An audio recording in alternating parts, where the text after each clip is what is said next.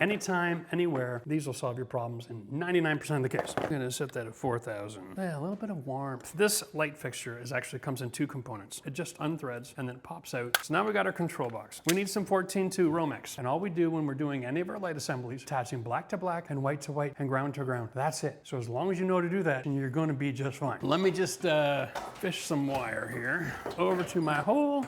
Prep the box first before we do any wiring. And they come with these really quick connect systems on them and knock out holes. Grab the cable connector. It's a 1/2-inch Lumex fitting. Comes with something here that grabs the wire and it's easily compressed. We stick it in the hole and then it sits there right in that ridge so it doesn't pull out. We're going to put our knife right in between the two to the right side and I'm going to stick it all the way in and I'm going to be pressing my blade just towards the middle. See, I was running down that copper wire so you're not damaging any of the other wire. There's our black. Cut off the sheathing, the white.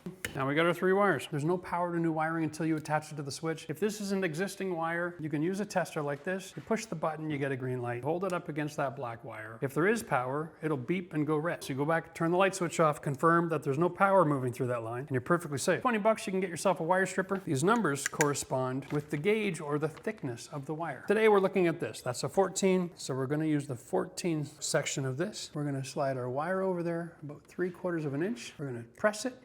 We're going to twist it and it'll just slide right off without damaging the copper. Do the same to the other side. Now we're going to stick it in through our wire connector. We're going to bend the wires. Up here, all you got to do is make sure that the sheathing goes past this little gray tab here. A little bit more.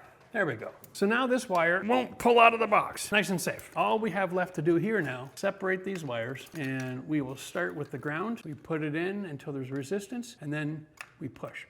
The connection is made back here, but seeing the wire extend into this translucent cap here is how you know that you've got good contact. Take that wire, we're going to press it into the box. Let's do the white next. Same thing. We have 1 inch of wire. We find a hole.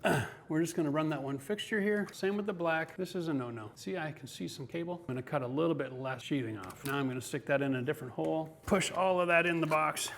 Snap it shut. Now we're basically done installing this. We're going to grab our fixture with our 3 pins. This has a groove and this one has a ridge right here. So you don't just line up the pins only, you line up that ridge and that groove. When you got the right spot, they'll just wiggle together. Then you bring on the connector and tighten it on. Don't rely on the threads to pull everything together. If it doesn't go together easy, it's not in right. Push this into the ceiling. We'll lift this up to 90 degrees, set it on the drywall. We'll make sure all the wires are out of the way. And then we're going to lift that one vertical and then just slide it right in.